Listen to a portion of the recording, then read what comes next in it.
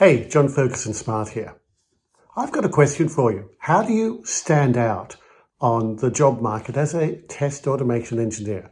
I mean, it is a pretty competitive business. To be fair, there are a lot of people in testing, a lot of people in test automation. If you're trying to get a job or get a new job or get a promotion, you do need to be able to stand out from the crowd. And here's the thing. It's not having a long list of tools. It's not having a long list of coding languages. It's not all of that that will make you stand out. That's just fluff on your CV. That is a superficial veneer, which doesn't really make a difference. The real difference, if you really want to stand out, is not in the coding, though you need to know that.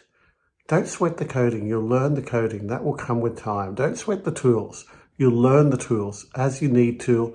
You'll adapt. You'll become proficient at them. That's not the thing you need to worry about initially. The first thing you want to initially worry about is to take care of when you're getting into this business.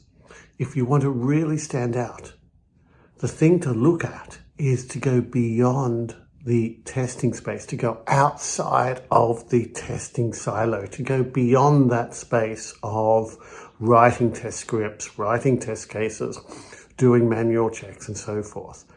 You've got to get out of that space. You've got to go into the space where you are being a quality coach, where you are facilitating quality, where you are being a champion of quality, if you like, where you're talking to people, where you're collaborating with people, where you're getting involved early. And this is not just reviewing requirements. That's boring. Forget that.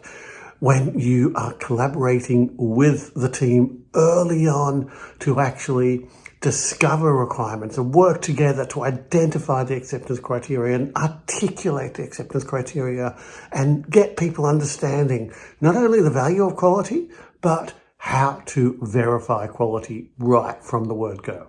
If you can start to master those skills early on, technical stuff comes very easily later on. That's a different set of skills. Takes longer to acquire, takes longer to get good at. You'll get there eventually, don't worry, but does take more time. If you want to make a difference early, focus on the collaboration, focus on getting out there, out of your comfort zone. So that's what I wanted to talk about today. Thanks for listening, folks. Have a great day.